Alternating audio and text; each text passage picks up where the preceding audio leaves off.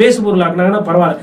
எதுவுமே பண்ணாமல் உட்காந்த இடத்துலையே உட்காந்துக்கிட்டு பனையூர் பங்களாலேயே இல்லை விஜய் அவர்களோட அலுவலகம், அதான் வீடு தான் அலுவலகம், அங்கேயே உட்காந்துக்கிட்டு வெளியிலே போகாமல் மக்களை சந்திக்காத ஒரு கட்சி.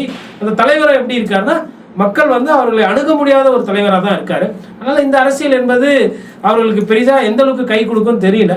இது விஜய் அவர்களோட நிலைப்பாடு, அந்த தாவேக்காவோட நிலைப்பாடு இருக்கு இல்லையா, அது அதிமுகவுக்கு நல்லது. ஏன்னா அதிமுக ஒரு சீரியஸான கட்சி.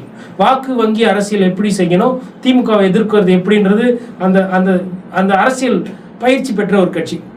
அந்த கட்சிக்கு தாவேக்கா இப்போ ஒரு 70-80 சீட்டு வாங்கிட்டு இதே மாதிரி மக்களை போய் சந்திக்காத ஒரு வேட்பாளர், இல்லை தொண்டர்களை அரவணைச்சு போக முடியல, கூட்டணி கட்சிக்காரர்களை சரி செய்ய முடியாத நீங்கள் ஒரு வேட்பாளர்லாம் போட்டுட்டு இந்த 70-80 சீட்டு போயிட்டா அந்த இடத்துல திமுக ஜெயிக்கிறது ரொம்ப சுலபமாக இருக்கும்.